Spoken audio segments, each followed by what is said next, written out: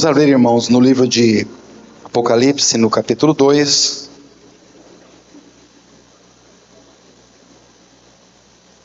Vamos ler do versículo 1 até o versículo 5. Escreve ao anjo da igreja que está em Éfeso: isto diz aquele que tem na sua destra as 7 estrelas, que anda no meio dos 7 castiçais de ouro.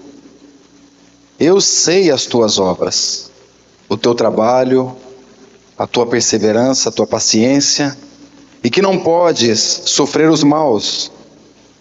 E pusestes à prova os que dizem ser apóstolos e o não são, e tu os achaste mentirosos, e sofrestes, e tem paciência, e trabalhaste pelo meu nome, e não te cansaste. Tenho, porém, contra ti que deixaste o teu primeiro amor. Lembra-te, pois, de onde caíste, e arrepende-te, e pratica as primeiras obras. Quando não, brevemente a ti virei, e tirarei do seu lugar o teu castiçal, se não te arrependeres. Essa expressão ela é muito recorrente na palavra do Senhor, sobretudo no Novo Testamento.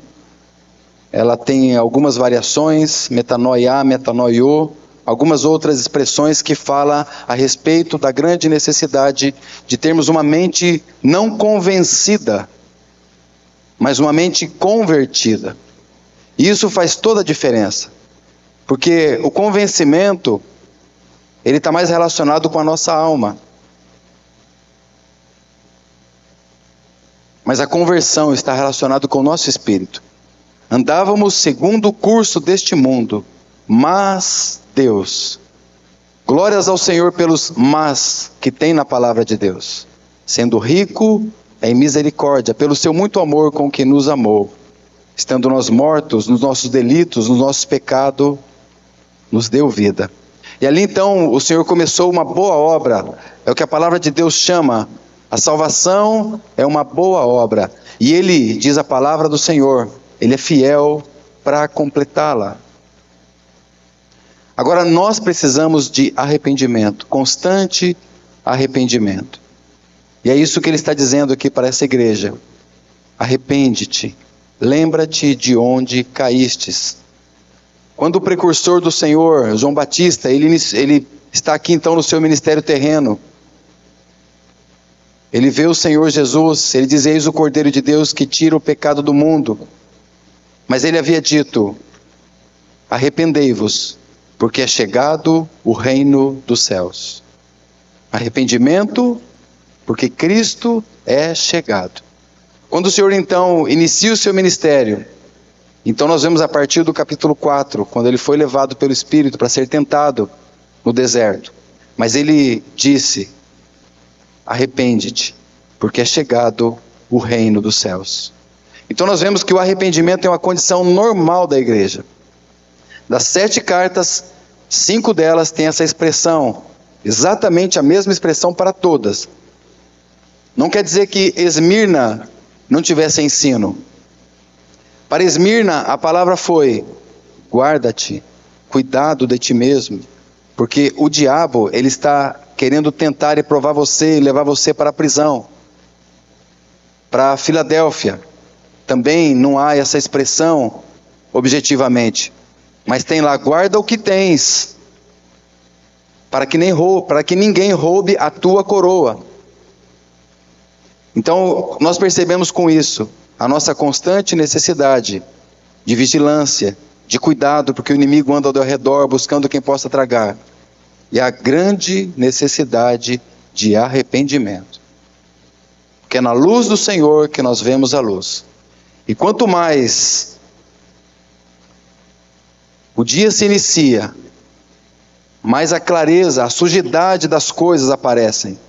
Enquanto está tudo escuro, nós não conseguimos perceber, mas quando a luz, ela ilumina, e a palavra de Deus fala que ela ilumina a todo homem. Então o Senhor, Ele é a luz do mundo.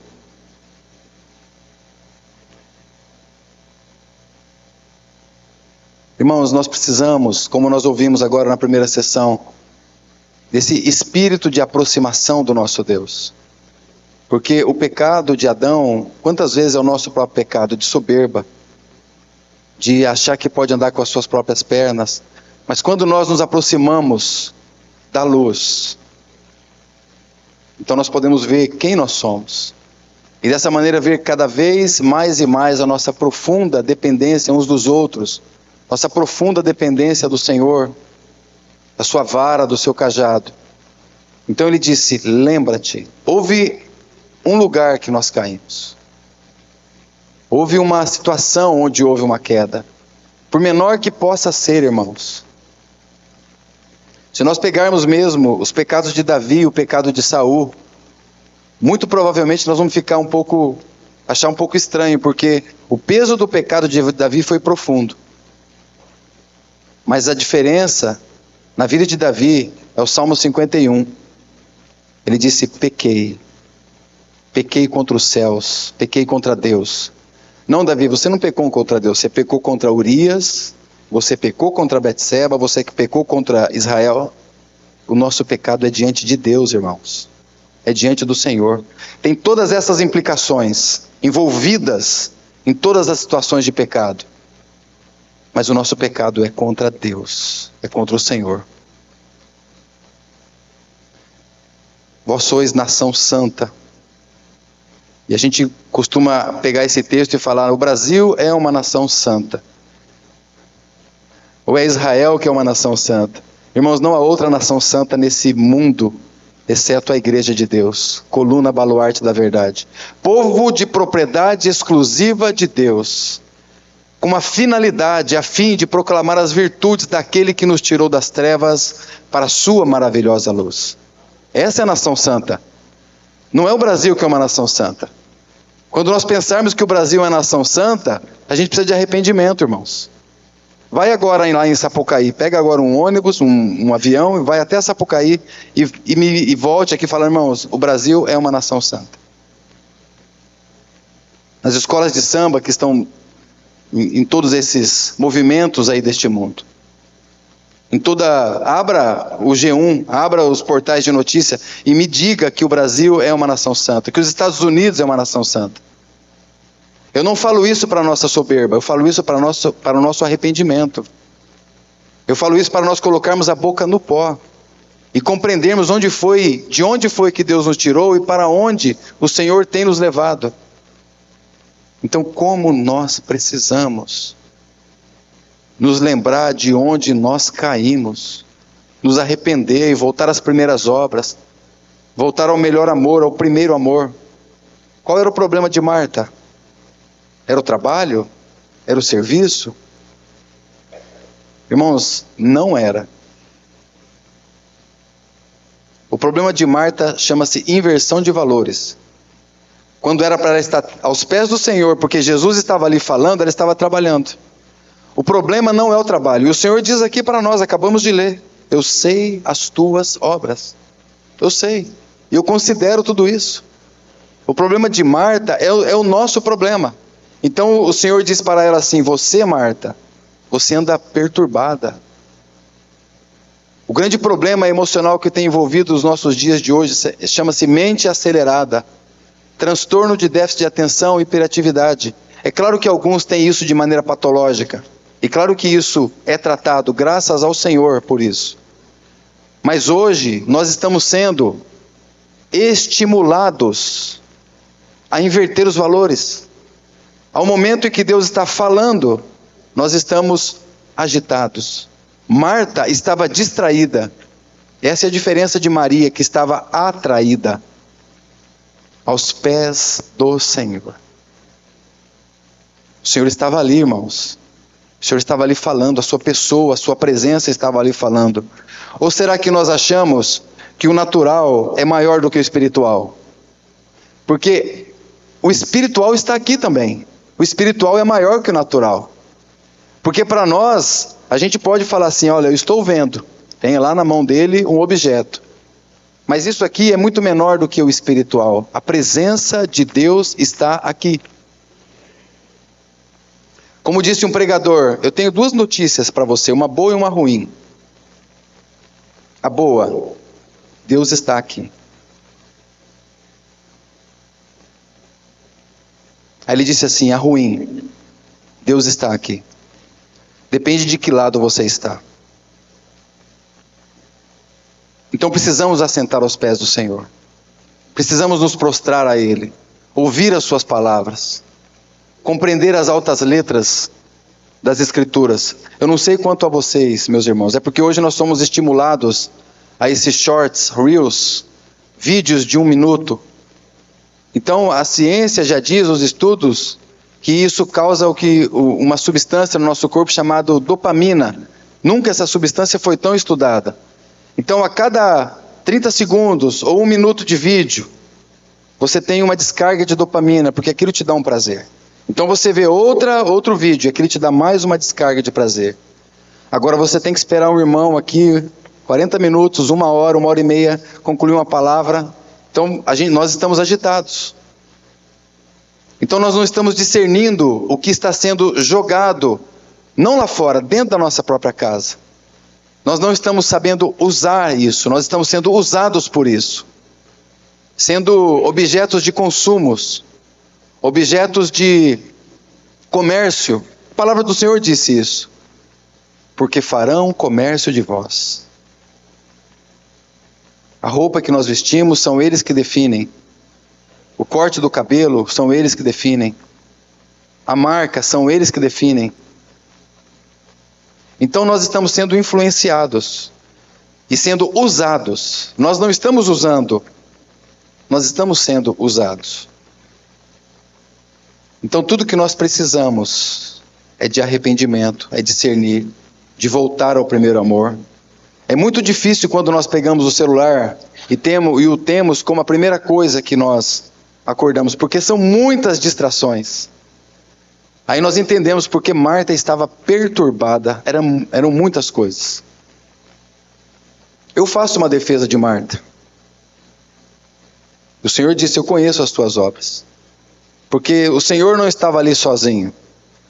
Os 12 sempre estavam com o Senhor. Então você imagina ter que fazer comida para pelo menos 14 pessoas. Mas não eram só os 14. Se você pega o capítulo 1 de Lucas capítulo 10, você vai ver que existia ali pelo menos 70. 70 daqueles que foram enviados, então eles voltaram. E aqueles 70, aqueles discípulos, eles estavam sempre com o Senhor. Então, não seria impossível que estivesse ali perto de 100 pessoas. Então, ou seja, nós temos justificativas para as nossas ansiedades. Ah não, irmãos, é porque hoje o mundo está difícil, hoje nós precisamos. A verdade, irmãos, é que nós vamos sempre dar tempo para as nossas prioridades. Tempo é prioridade. Tudo que você precisa definir é quais são as tuas prioridades. E nos arrepender para a glória do Senhor. E o Senhor disse assim, eu estou vendo o teu trabalho, a tua perseverança. Nós vimos isso ontem. Eu estou vendo o teu serviço, o teu ensino, o teu evangelismo, o teu cuidado uns com os outros. E como nós precisamos do pastoreio do alto para pastorearmos uns aos outros, servirmos uns aos outros. E o Senhor não desprezava absolutamente nada disso. Estou vendo a tua fidelidade na doutrina. Eu vejo que você está perseverante nas tribulações. Eu vejo o teu comprometimento com a minha obra. Agora, só tem um detalhe, você deixou o primeiro amor. Então, porque o Senhor manda eles se lembrarem de onde foi que eles caíram e voltarem às primeiras obras. E é isso que eu quero tratar então hoje com os irmãos. Quais são, de maneira objetiva, essas primeiras obras? Eu já citei para os irmãos ontem, Atos capítulo 2, verso 42. E sem dúvida nenhuma, aquilo ali é um princípio para nós. Se o Senhor der oportunidade, nós vamos ver cada um daqueles pontos. Doutrina dos apóstolos, a comunhão, o partir do pão e as orações. Mas a partir do capítulo 18 de Atos, no verso 19, a partir daquele capítulo nós vemos que Paulo chegou a Éfeso. Foi exatamente naquele momento. Então eu quero com os meus irmãos observar 5 cenas que nós temos ali. 5 cenas que estão ali de maneira prática, objetiva, e que nos mostram quais eram essas primeiras obras. Éfeso tinha perdido o seu fervor, o seu entusiasmo, tinha perdido a sua perseverança. E é isso que o Senhor estava falando para eles. Então peguem comigo, Atos dos Apóstolos, capítulo 18.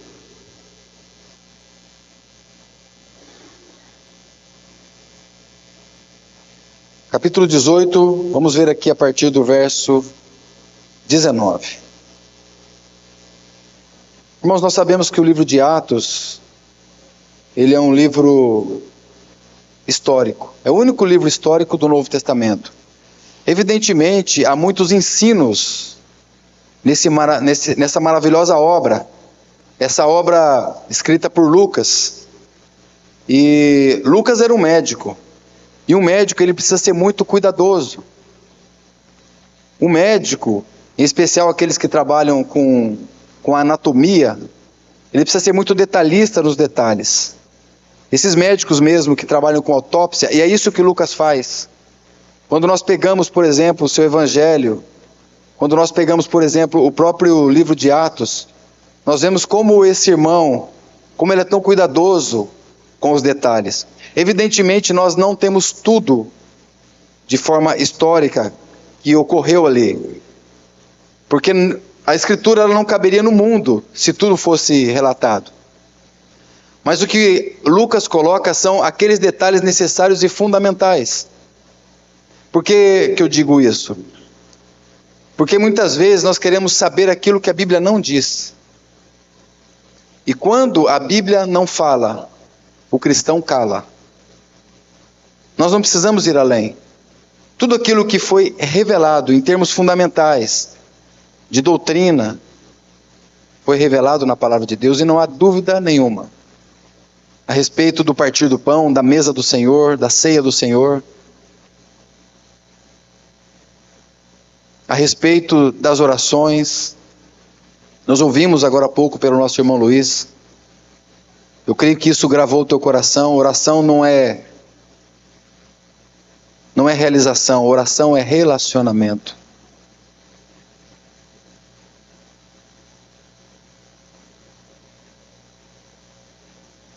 Precisamos nos arrepender, irmãos. Conversando aqui a pouco com o irmão Jair, e abrindo o coração, nós dois abrindo o coração. Como nós precisamos disso, irmãos, desse relacionamento com o Senhor. Pagar um preço pela nossa casa. Sabe por que Eli perdeu a sua casa? Porque ele amava mais os seus filhos do que o Senhor. Precisamos de arrependimento. Porque se você se dedicar para a sua casa, você vai perder a sua casa. E a gente vê, irmãos, que a casa dele parece uma Disneylândia. E hoje ele não foi na reunião porque eles estão cansados, que ele foi no parque com os filhos. É um exemplo de pai. É um exemplo. Ele só não é um exemplo de cristão, biblicamente falando. É claro que nós temos que dar atenção para os nossos filhos. E cada fase dos nossos filhos implica em um tipo de sabedoria específica que nós temos que ter com cada um deles.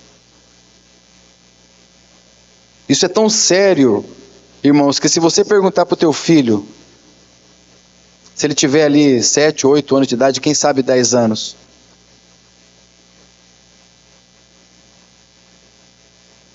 Pergunte para ele, quem é mais importante para você, Deus ou o papai? Sabe o que ele vai dizer? É o papai. Então veja a tua responsabilidade de pastoreio. Veja a tua responsabilidade de expressar a vida do Senhor, a vida de Deus na vida desses pequenos. Você sabe quais foram? Isso pesquisas sérias constataram isso. Os filhos grandes foram perguntados qual foi o momento e o tempo que você tinha mais alegria na sua infância que você se lembra. Ele fala, eu lembro. Foi uma ocasião, hoje eu entendi, mas na época eu não sabia. Mas o meu pai foi mandado embora do trabalho e ele gastou tempo comigo. Tempo de qualidade. Agora, se nós amarmos mais a nossa casa, os nossos filhos, as nossas coisas, mais do que o Senhor, e ainda que você não perca tudo, mas a questão para nós, irmãos, chama-se eternidade. Porque quando você nasceu de novo pela graça de Deus, você não vai para a eternidade. Os verbos aqui estão meio desconexos, mas você entrou na eternidade. Por isso que a presença de Deus para nós hoje é tão real quanto qualquer objeto que possa estar à nossa frente, porque nós nascemos do alto, nascemos de Deus, nascemos do Espírito. E o espiritual é maior que o natural. Então nós entender que nós entramos numa vida eterna, e os nossos filhos precisam de pastoreio, a nossa casa, nosso cônjuge precisa de pastoreio.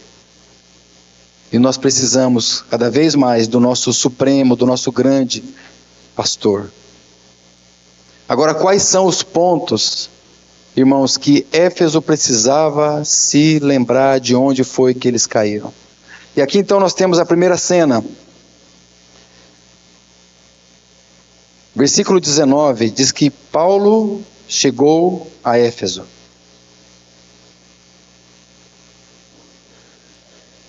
E deixou-os ali.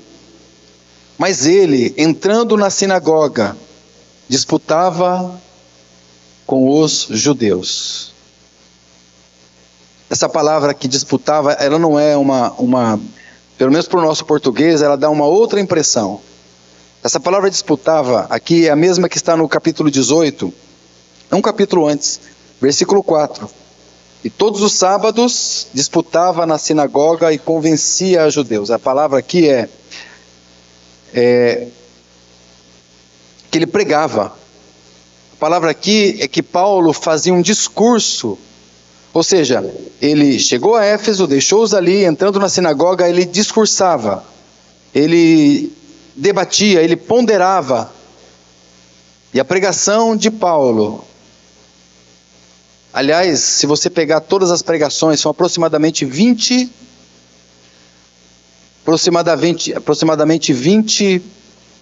palavras pregadas no livro de Atos dos Apóstolos, tanto por Paulo, como por Estevão, como por Tiago.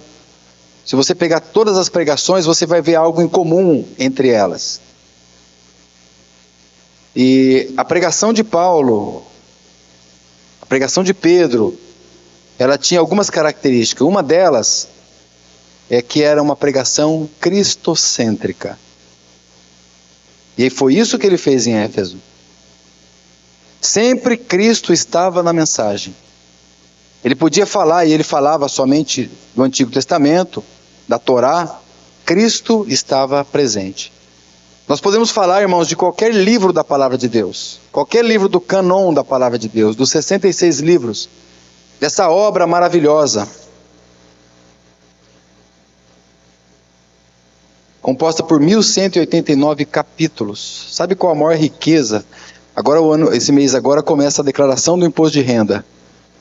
Eu digo que nós deveríamos colocar lá o maior patrimônio, lá na declaração de bens e direitos. Bíblia, palavra de Deus. Eu tenho a Bíblia, Almeida, revista, corrigida, atualizada, fiel. É o maior bem que você pode ter nessa terra. É o maior patrimônio que você pode ter. Porque você pode perder tudo, só não pode perder a palavra de Deus. Éfeso precisava se lembrar de onde foi que eles caíram. A palavra de Paulo e dos demais era cristocêntrica. Era espiritocêntrica, ou seja, o Espírito Santo sempre era uma verdade, uma realidade dentro das pregações. A palavra de Deus ela era pregada, ela sempre era invocada, sempre o Antigo Testamento era trazido, é claro, o Novo Testamento estava sendo escrito na vida desses irmãos, através da vida desses irmãos, por esses irmãos inclusive.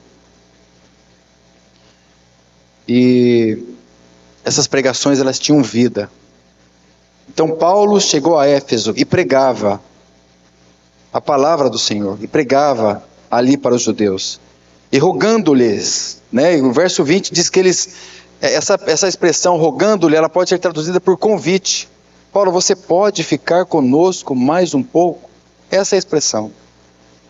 É como se eles tivessem, era algumas vezes traduzida por imploravam. Há possibilidade de que eles estivessem implorando: Paulo, nós precisamos e queremos ouvir mais dessa palavra. Ainda que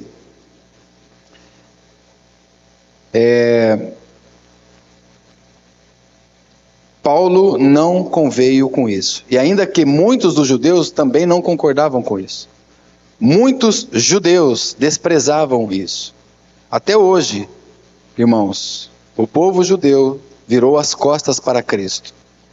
E é interessante que às vezes alguns irmãos perguntam: mas o povo judeu é o povo de Deus.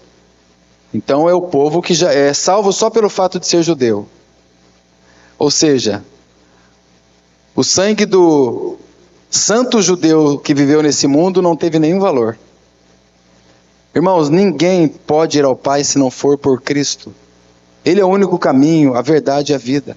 Não há nenhuma nação que possa ser salva fora de Cristo. Porque Cristo veio para buscar e salvar o perdido. Mas aquele que o rejeita, para aquele que rejeita não existe salvação. A salvação é somente por uma pessoa, o Senhor Jesus. E ele disse: olha, se Deus permitir, eu voltarei outra vez. E disse final do verso 21, e partiu de Éfeso. Quais eram as primeiras obras que nós encontramos aqui nessa localidade? Desejo por aprender mais. Alguém disse que quanto mais nós aprendemos, mais nós descobrimos que não sabemos. Porque aprender significa saber que não sabe, e que deveria ter aprendido, e deseja aprender ainda mais. Diz que o grande sábio, porque às vezes alguma pessoa pergunta: será que vai chover? Aí a gente não sabe falar não sei.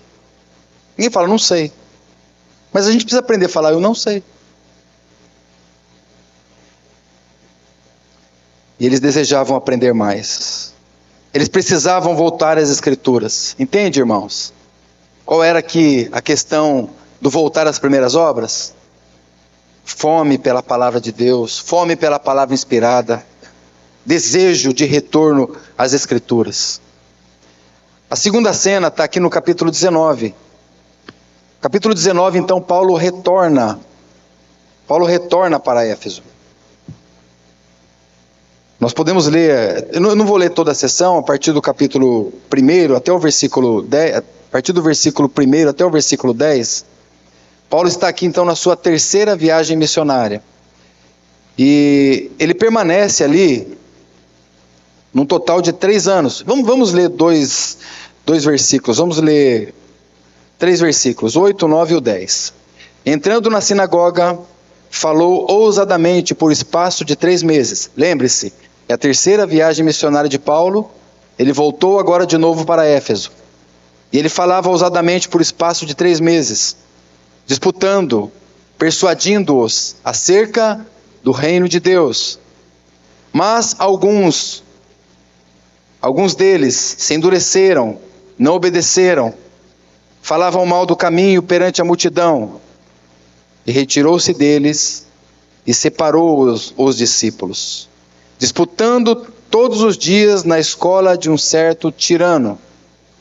E durou isso por espaço de 2 anos, de tal maneira que todos os que habitavam na Ásia ouviram a palavra do Senhor Jesus, tanto judeus como gregos. Então Paulo retornou para Éfeso, permaneceu ali por 3 anos, e ali então começava a haver uma separação daqueles que criam e daqueles que não criam. E tinha uma escola ali. Paulo então ensinava nessa escola. Esse é um local de ensino chamado Tirano. E isso aconteceu todos os dias durante 2 anos. E no início, ele havia encontrado, se você ler ali então os versículos precedentes, os discípulos de João Batista. E eles não sabiam, eles não conheciam o Espírito Santo. Veja a ênfase. E eles foram batizados conforme havia o nosso Senhor ensinado, batizando-os. Mateus capítulo 28, versículo 19, batizando-os em nome do Pai, do Filho e do Espírito Santo. Porque o batismo deles era o batismo de João, o batismo do arrependimento. Então eles foram batizados no nome do Senhor. Quais eram aqui, irmãos, as primeiras obras que Éfeso precisava voltar, precisava se lembrar, para que o seu amor pudesse de novo estar com fervor ao Senhor, com entusiasmo ao Senhor? Aprendizado, uma vez mais, aprender, só que agora de uma maneira objetiva, da pessoa do Espírito Santo, da pessoa de Cristo. Eles precisavam aprender a respeito da pregação do reino de Deus, porque o reino de Deus, o reino de Deus não é comida ou bebida. O reino de Deus é justiça, alegria, paz no Espírito Santo. Então eram essas obras que Éfeso tinha necessidade de retornar. E eles precisavam, inclusive, se manter firmes, a despeito de toda a rejeição. Éfeso ficava firme, a despeito da rejeição. Vocês viram na leitura que nós fizemos, que muitos estavam rejeitando a palavra do Senhor. E eles testemunhavam também muitas maravilhas. Porque diz que, aqui está no verso 11, pelas mãos de Paulo fazia maravilhas extraordinárias.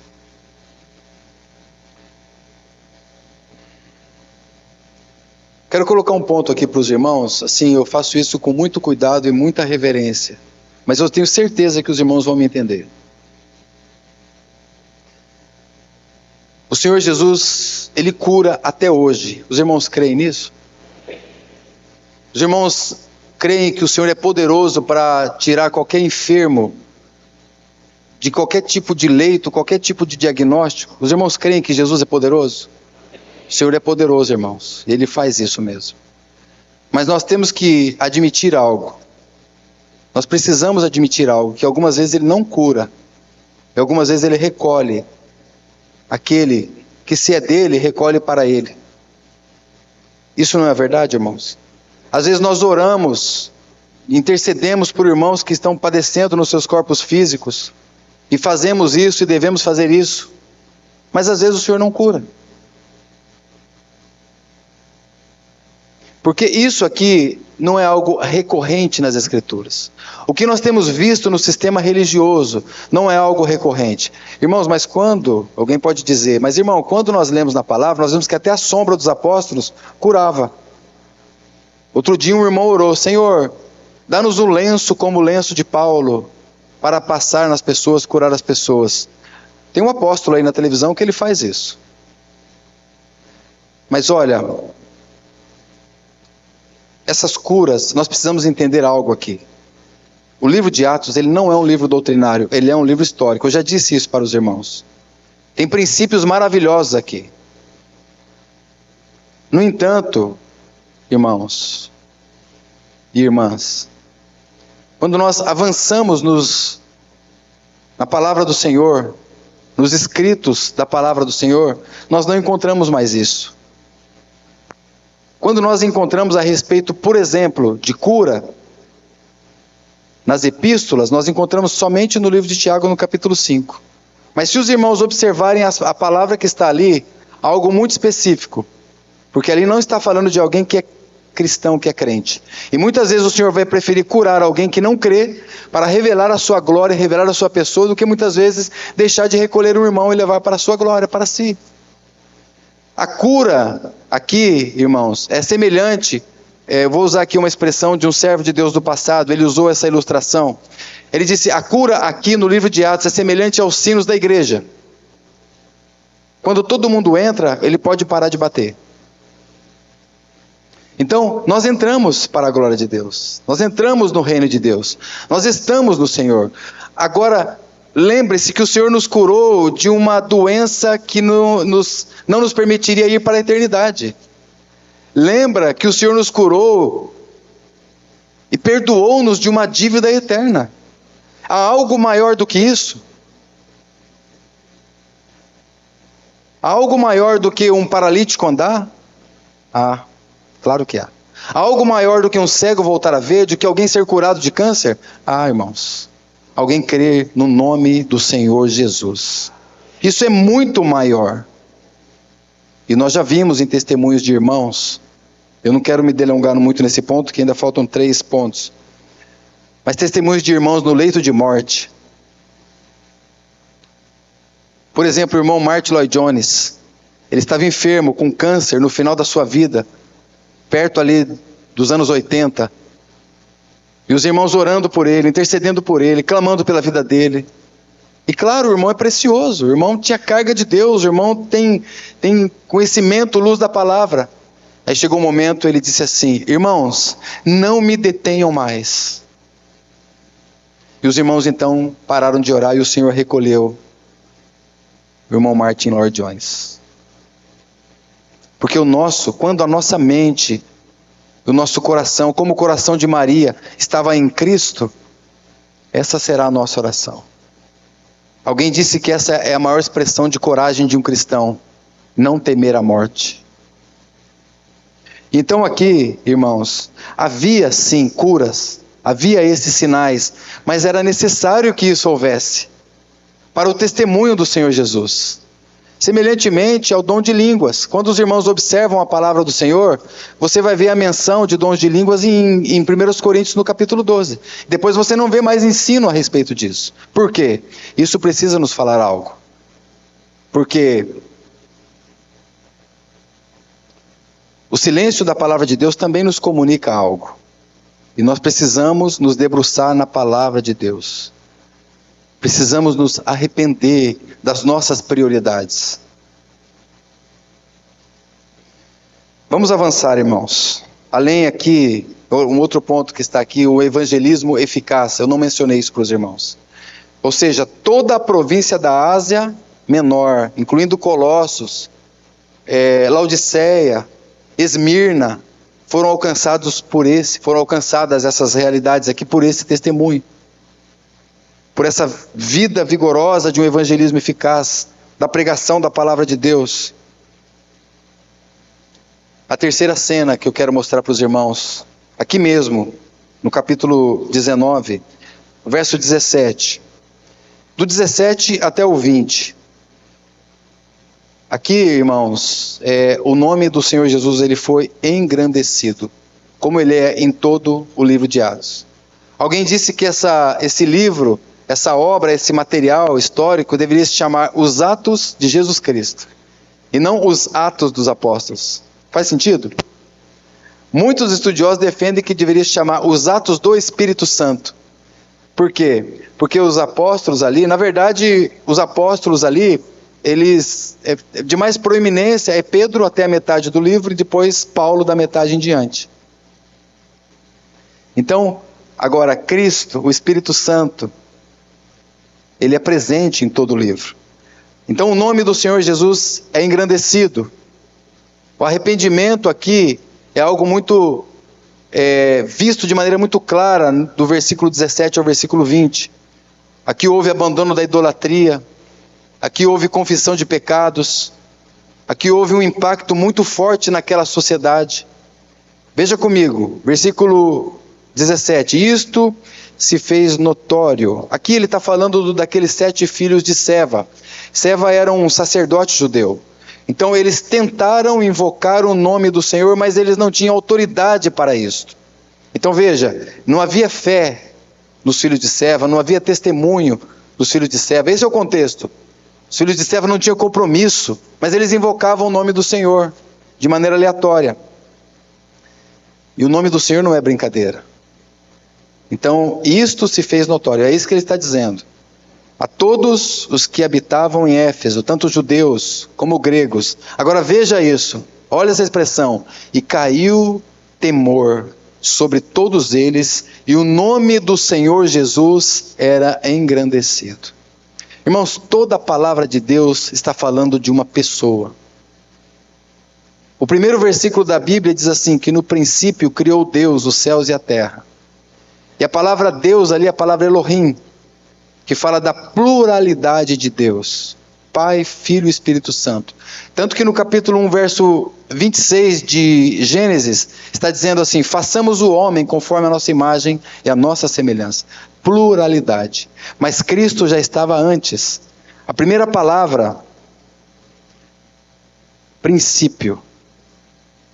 Paulo vai escrevendo aos Colossenses, ele diz que ele é o princípio de todas as coisas. Cristo está em toda a palavra de Deus.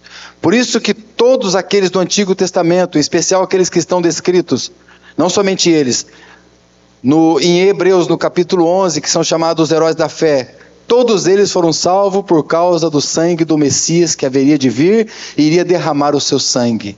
Por isso é indesculpável o homem que não crê no poder do sangue de Jesus, na eficácia do sangue do Cordeiro.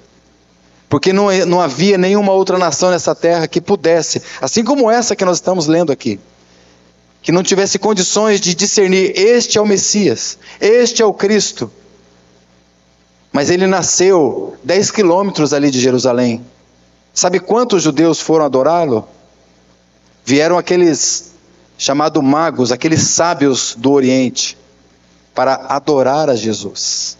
Mas aqueles que estavam ali próximos, aqueles que tinham toda a condição de saber que Jesus, o Messias, estava nascendo naquele lugar, e tu, Belém Efratá, até o endereço foi profetizado, de onde nasceria o Messias. Eles rejeitaram o Messias. Então, todas as escrituras, toda a escritura é divinamente inspirada e fala de uma pessoa. Irmãos, no versículo 18, que muitos dos que tinham crido vinham confessando, publicando os seus feitos. Quais eram as primeiras obras? Confissão de pecados. Aquele que confessa o seu pecado e deixa, alcança misericórdia. Não é só confessar o pecado. E muitas vezes o arrependimento, ele não é seguido de deixar o pecado. O arrependimento são só lágrimas. E lágrimas por si só não é constatação de arrependimento. Esaú, mesmo com lágrimas, diz o livro de Hebreus, buscou lugar de arrependimento, mas não encontrou. Por que ele não encontrou o lugar de arrependimento? Se ele chorou, ele se desesperou, porque ainda não tinha transformação. O Senhor conhece as nossas motivações. O Senhor conhece o que é que nós estamos desejando. Ele queria a primogenitura mesmo. Ele queria de volta a sua primogenitura, que ele havia desprezado, por causa de prazeres carnais, por um prato de comida, por conta de prazeres e a satisfação do meu próprio ser. Mas Jacó não. Jacó, ele estava desejoso daquilo. Ele queria a primogenitura. Ele estava desesperado por aquilo. Tanto que ele se tornou o príncipe de Deus. Irmãos, a confissão de pecados, voltar ao Senhor, com arrependimento genuíno e verdadeiro. Agora é interessante que o verso 19 diz que também muitos dos que seguiam artes mágicas trouxeram os seus livros. Os queimaram na presença de todos. E é interessante Lucas colocar aqui quanto foi gasto, né? Ele está dizendo assim, sabe quanto foi gasto? Não sei como está a versão aqui, 50 mil peças de prata. Isso. Outra versão está 50 mil denários? Sim. Isso é equivalente a 136 anos de trabalho. Cada denário, um dia de trabalho. Se você trabalhasse 136 anos, conseguisse, você ia... Vou colocar aqui uma diária de R$100. Pode ser? Pouco, né? É pouco. Mas se eu colocar uma diária de R$100, só para ficar fácil a matemática, daria $1 milhão. Mais de 5 milhões de reais. Então, se está barato, pode ser R$200, pode ser mais de 10 milhões de reais. Eles queimaram tudo. Eu não sei quanto você vai levar para a eternidade, né? Mas o Senhor merece o nosso tudo. Quando o patriarca da família Rockefeller morreu, perguntaram assim para o contador dele, quanto foi que Rockefeller deixou? Ele falou, eu vou confidenciar para você. Ele deixou tudo. Ele deixou tudo. E às vezes nós estamos tão apegados com nada. Não terão prazeres eternos, satisfação eterna. Porque o arrependimento, o retorno às primeiras obras, abre mão de tudo, irmãos. Porque tudo ficará. E não só isso, muitas vezes impérios estão sendo construídos para se queimar. Como diz Pedro na sua epístola. Aliás, ele fala dos elementos abrasados. Ele fala ali da segunda vinda de Cristo, mas ele fala que algo é fundamental para a segunda vinda de Cristo. E o que é? Arrependimento. Quando Jesus estiver voltando, é porque a igreja estará arrependida, retornando às suas primeiras obras, trabalhando como desde o princípio, como Maria, aos pés do Senhor, sem nunca perder a devoção, o fervor e o entusiasmo pela glória de Deus. Então eles queimaram tudo, eles não fizeram conta, se era muito ou se era pouco dinheiro. Eles abandonaram todas aquelas práticas ocultistas que havia ali, toda aquela segurança, temor, reverência ao nome do Senhor. Buscavam mais a palavra do Senhor, testemunho para a glória de Deus. Toda aquela, se você pegar o contexto, você vai ver que havia ali uma deusa chamada Diana. Hoje ela nem é conhecida. Quem é a deusa Diana hoje?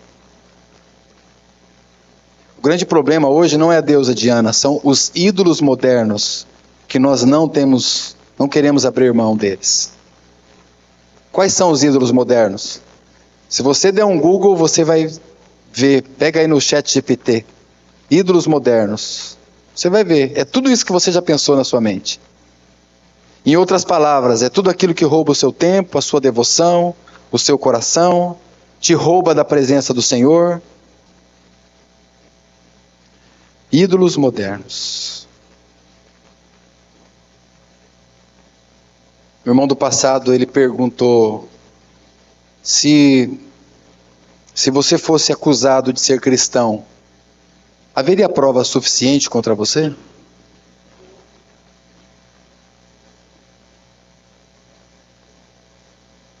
Precisamos, irmãos, trabalhar e batalhar por esse nome precioso, voltar às primeiras obras. Talvez do lugar que nós nunca devêssemos ter saído. Ou nós nunca cremos no Senhor e precisamos então hoje nos prostrar diante dele e falar: Senhor, eu não tenho uma experiência genuína com o Senhor. E eu vou falar para você os paradoxos que tem na palavra de Deus. Porque aquele que se chama santo e se considera santo, o Senhor diz: você é um pecador. Mas aquele que rasga o seu coração e fala: Senhor, eu sou um pecador, ele diz: você é um santo. São os paradoxos que tem. E é isso que o Senhor deseja encontrar em nós. Pecadores, mas pecadores arrependidos, que querem buscar uma vida mais santa, que querem progredir na sua vida, na sua carreira cristã. Vamos ver uma quarta cena. Diz que eles perseveravam mesmo em meio à perseguição. Capítulo 19, aqui mesmo, versículo 23. Naquele mesmo tempo, houve não pequeno alvoroço acerca do caminho. O evangelho então ali provocou uma grande confusão naquela cidade. E a despeito de arrependimento, a respeito de vidas sendo transformadas, a despeito de muitos deixarem seus bens materiais, jogarem tudo fora, queimarem tudo aquilo, havia também oposição e tumulto. Isso sempre acontecerá quando a obra de Deus, a palavra do Senhor for pregada. Sempre acontecerá. Diz no verso 24 que havia lá um certo ourives, por nome Demétrio, que fazia de prata nichos de Diana. Ele dava não pouco lucro aos seus artífices. O versículo 34, só a segunda parte dele diz assim: mas quando conheceram que era judeu, todos unanimemente levantaram a voz, clamando por quase 2 horas: grande é a Diana dos Efésios. Então, por um lado, você tem essas vidas contritas, contristados, vidas prostradas, vidas arrependidas, mas por outro lado você tem tudo isso. Aqueles que jamais abriram mão dos seus ídolos. Mas Éfeso é chamada, então, a voltar às suas primeiras obras. Então ela permanece firme e ela persevera. Nós vimos ontem a palavra perseverança. Significa permanecer firme a despeito de toda contrariedade. Essa é a expressão perseverança. Um compromisso com o Senhor, o zelo com o Senhor. E isso foi o que marcou o início da igreja. Foi isso que marcou o início da igreja. Então sair desse lugar é sair das primeiras obras. No versículo 1 de Atos capítulo 20, depois que cessou o alvoroço, Paulo chamou os discípulos e, abraçando-os, saiu para a Macedônia. Então aqui ele deixa Éfeso, e então ele vai para uma outra localidade. Então a partir do versículo 17 até o versículo 38, nós vemos então, possivelmente, irmãos, no que concerne a companheirismo, no que concerne a amor fraternal, no que concerne a cumplicidade, no que concerne a pagar o preço pela comunhão, possivelmente esta seja a cena mais linda que nós temos no Novo Testamento. Possivelmente. É realmente uma cena que nós precisamos considerar como nós temos sido uns para com os outros. Porque nós ouvimos muitas reclamações assim: eu não tenho um companheiro. Você é um companheiro? Porque nós dizemos que nós não temos, mas muitas vezes nós não somos um companheiro. Muitas vezes nós não pagamos o preço da comunhão. Agora note os detalhes que nós vamos pegar aqui. Porque Paulo ele estava em Mileto. Mileto era uma cidade portuária que estava ali aproximadamente 60 quilômetros de Éfeso. Mileto estava ali localizada na Ásia Menor. Então são 60 quilômetros. Alguém pode dizer assim, mas é muito perto, né? É muito próximo então. Porque o que acontece nesse contexto é que Paulo manda chamar os presbíteros de Éfeso. Quando você pega aqui no capítulo 20, versículo 28, diz aqui: olhai por vós e por todo o rebanho sobre que o Espírito Santo vos constituiu bispos. Aqui Paulo está dando uma palavra para os presbíteros de Éfeso. A palavra aqui é episcopo, que é estar em um lugar mais alto, ter uma visão mais alta. Tem o sentido aqui de uma supervisão. Então Paulo manda avisar os presbíteros de Éfeso. Aqueles irmãos que dentro de uma localidade eles têm a incumbência de servir os irmãos. São aqueles irmãos que dentro de uma localidade, de uma comunidade, eles têm esse encargo de trabalhar tanto para o Senhor, de maneira que eles sejam desnecessários. Esse é o cargo de um, essa é a função de presbítero. É claro que tem muitas outras. Nunca um presbítero trabalha para ter os holofotes sobre si. É exatamente o contrário. É mais ou menos como nós vemos aqui, nessa manhã. Se chegar alguém aqui que não conhece os irmãos e perceber os movimentos dos irmãos, o presbítero é aquele que a pessoa não percebe que ele está investido de uma função no meio dos irmãos, uma função, diria, aquele que tem a necessidade, precisa ter a prioridade de uma visão mais ampla, anteceder problemas, prevenir situações, cuidado com os jovens. Ele está observando, ele está de olho. Então o presbítero ele tem essa função. Então quando entra alguém que não conhece, ele fala para mim, quem que é o dono desse lugar aqui? Pode ser que se entrar agora ele vai achar que sou eu, porque eu estou com o microfone na mão. Pode ser. Mas daqui a pouco ele vai perceber que eu estou no meio dos irmãos, como todos os outros. Porque a necessidade de um crente chegar numa localidade é ver Cristo. É ver que Ele é o nosso supremo pastor. Essa é a necessidade. Então Paulo manda chamar os presbíteros de Éfeso. Por algum motivo Paulo não foi. Eu também não sei como foi que ele mandou a mensagem para os presbíteros vir. A palavra de Deus não diz. Mas o fato é, como os presbíteros foram até Mileto? Se eles fossem a pé, eles demorariam 1 dia e meio. Se eles tivessem um animal para conseguir chegar até Mileto, a pé seriam 3 dias. 3 dias se eles fossem a pé. E um animal, 1 dia e meio. E se eles conseguissem uma embarcação, seria um pouco mais rápido. Demoraria aproximadamente 12 horas para chegar até Mileto. Eu estou colocando isso, irmãos, porque não era uma coisa simples. Não é como nós sairmos daqui, por exemplo, e irmos para Joinville, que hoje para nós é relativamente simples. Claro, tem a questão da BR, tem a questão do dia, tem a questão de poder pegar um trânsito, tudo bem, mas a situação era muito diferente. Eu quero dizer que aqueles presbíteros pagavam um preço pela comunhão. Eu não sei como eles foram, se gastaram um dia e meio, 3 dias, mas eles foram. Eles foram.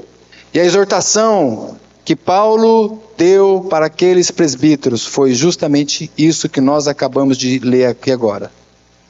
Cuidem do rebanho. E o rebanho é de Deus, o rebanho não é meu.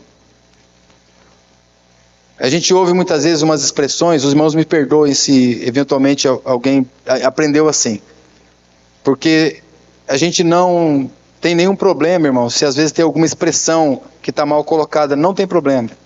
Tem algo que chama a doutrina do primeiro impacto, a doutrina do primeiro ensino. Então, a maneira como primeiro nós somos ensinados, é muito difícil de aquilo sair da nossa mente, das nossas atitudes. Então, costumes que nós mesmos temos, outros irmãos tenham paciência conosco também. Então, uns com os outros precisa ser assim. Essas coisas não nos dividem, nada disso nos dividem. Os irmãos nos chamam de pastor, outro dia me apresentaram numa comunidade, o presbítero Ricardo, tudo bem. Mas nós nos sentimos um com vocês mais próximos, sendo irmãos uns dos outros. E eu digo para os irmãos que tem tanta vida nisso, irmãos. E tem um risco ainda, a gente pode acabar gostando desses títulos. A gente pode acabar, nossa, eu estou me sentindo diferente aqui no meio, né? E daqui a pouco eu falo, olha, Jesus ele fez uma grande obra de me salvar, porque realmente sem mim, os irmãos nada podem fazer. Os irmãos duvidam disso? Os irmãos conhecem a nossa carne, como ela é? Então é muito maravilhosa essa relação que há um com o outro, de pagar o preço da comunhão, de pagar o preço de sermos um. Mas não só essa exortação, cuidem do rebanho, mas também outra exortação que ele faz, fiquem alerta. Falsos mestres virão no meio de vocês. Tenham vigilância. Foi isso que Paulo disse para eles. Olha o verso 29, a continuação aqui. Porque eu sei isto, que depois da minha partida entrarão no meio de vós lobos cruéis, eles não perdoarão o rebanho. Uma outra versão diz, eles não vão poupar vocês. No meio de vocês, irmãos, nas suas localidades, cada uma das suas localidades, podem ter certeza do que eu estou falando. Lobos vorazes entrarão. Agora, o que é necessário? O que será necessário? Que tenhamos essa visão. E muitas vezes você não tem o título, o cargo de presbítero, a função de presbítero. Mas na nossa localidade mesmo, em Londrina, onde eu sirvo, tenho ali a graça do Senhor de servir, mas tem irmãos ali que eles não estão investidos dessa função, mas eles têm um olhar, muitas vezes, de dar uma sinalização para os irmãos que estão conferidos aí dessa função. Então muitas vezes eles não têm, mas eles têm a visão. E é isso que o Senhor deseja. Que nós não sejamos infiéis à visão que Ele nos tem dado. Percepção. As irmãs muitas vezes dão uma palavra de Deus para nós. É claro, irmãos, eu me lembro de Gênesis 3. Adão, o Senhor disse assim, por que você ouviste a terra? Maldita é a terra por tua causa. Isso também é uma realidade. Por isso que a necessidade do discernimento, porque Deus também disse para Abraão, ouve a voz da tua mulher. Era para ele ouvir Sara naquele contexto. Então, a palavra de Deus não é uma receita de bolo, que você pode pegar qualquer texto isolado e aplicar ali a sua doutrina. A palavra de Deus é viva. E nós temos o Espírito Santo, que é aquele ajudador que nos ensina. O Senhor Jesus disse, Ele vos ensinará todas as coisas. E a comunhão que nós temos uns com os outros, é a comunhão que já existia entre Pai, Filho e Espírito Santo. É a comunhão eterna, de que 1 Coríntios 1:9 fala, que fiel é Deus que nos chamou a esta comunhão. Então, esta comunhão que esses irmãos estão tendo aqui, é a comunhão que já existia eternamente na Trindade, na eternidade, do qual você foi chamado para esta comunhão. Então havia aqui um profundo vínculo espiritual. Havia aqui ternos afetos. A palavra afeto está relacionado com a nossa alma. Emoções. Irmãos, a emoção, ela não pode ser a locomotiva. A locomotiva sempre é o espírito. Nós não somos guiados pelas nossas emoções. Não devemos ser guiados pelas nossas emoções. Somos guiados pelo espírito. O espírito é a locomotiva. Agora, as emoções, elas são como que aqueles vagões que vêm por consequência de tudo isso. Então, o nosso coração se alegra. Sabe qual vai ser o pior dia da conferência? Vou já falar para vocês. Terça-feira, na despedida. Esse vai ser o pior dia da conferência.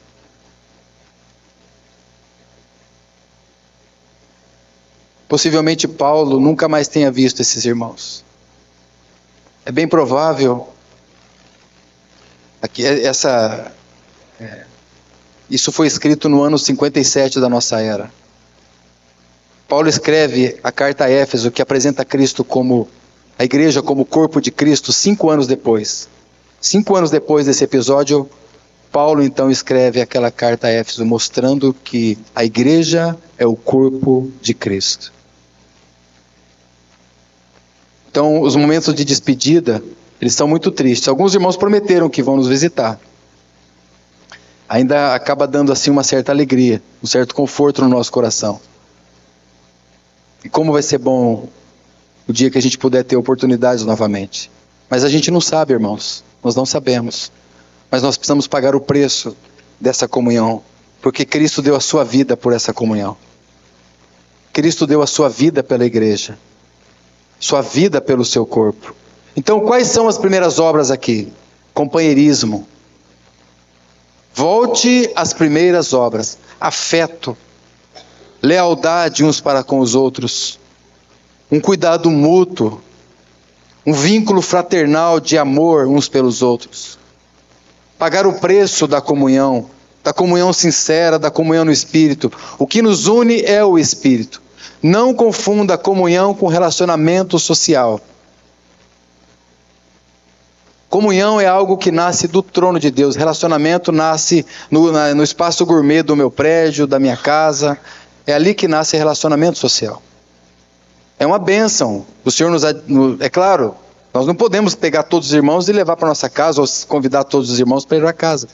Mas, irmãos, cuidado quando a recorrência do relacionamento social está roubando da real comunhão verdadeira. Porque a comunhão só é comunhão quando há o ensino da palavra. Aqui, por exemplo, nós estamos tendo comunhão com a palavra. Quando nós estamos naquela reunião onde é expressa a profundidade da adoração, a reunião da ceia do Senhor. Permitindo o Senhor, a gente poderia falar nisso depois. Na ceia, na mesa do Senhor, ali nós temos a profundidade da comunhão no sentido da adoração a Jesus. Porque Ele disse, fazei isto em memória de mim. E nas orações congregacionais. O irmão Warren Wiersbe, ele disse o seguinte, ouça isso. Depois que eu li várias biografias cristãs, eu descobri algo. Eu descobri que os servos de Deus, que foram mais usados por Deus, foram aqueles capazes de fazer amigos. Eles se multiplicavam na vida de seus amigos e colaboradores de ministério. Ouça isso. Apesar de haver espaço para o cristão mais recluso, mais introvertido, apesar disso, apesar de haver espaço para o cristão que vive mais sozinho, que vive mais a sós, até mesmo com o Senhor, ele diz, eu tenho convicção de que quase todos nós precisamos uns dos outros. Somos ovelhas, e ovelhas vivem em rebanho.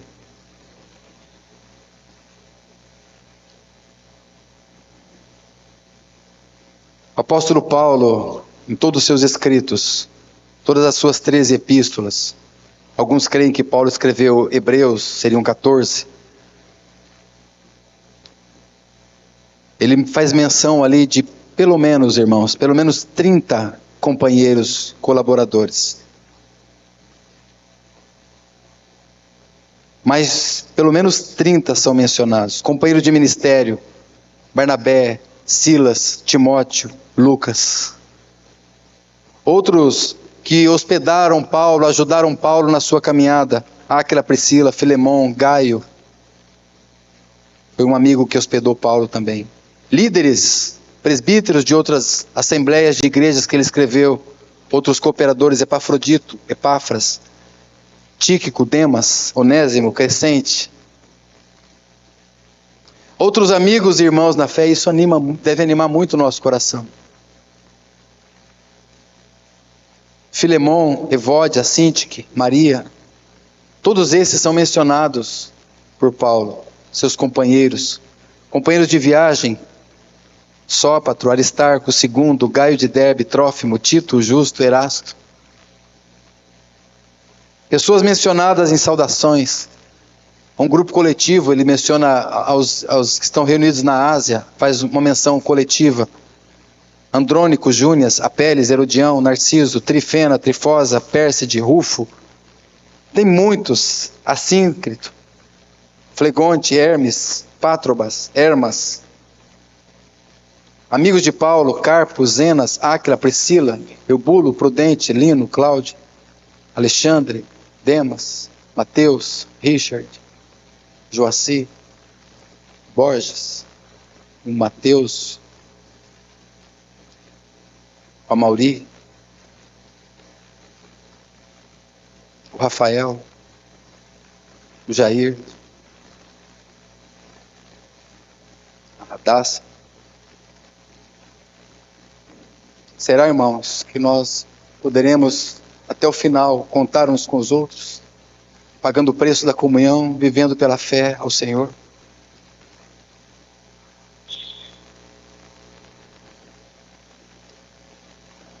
Que o Senhor nos ajude, irmãos. Porque esses irmãos, eles morreram por esse testemunho. Eles viveram para Cristo e eles morreram por esse testemunho. Paulo, quando chega ao final, ele diz assim: agora já o prêmio, coroa da justiça já me está reservado. Mas não só a mim, mas todos quanto amaram a vinda do Senhor. Que nós possamos ser um povo que ame profundamente a vinda do nosso Senhor. Possamos voltar ao primeiro amor. Que nós possamos, amados irmãos, retornar às primeiras obras. Ter o Senhor acima de todas as coisas. Que o Senhor nos ajude e guarde o nosso coração para a glória de Deus. Amém.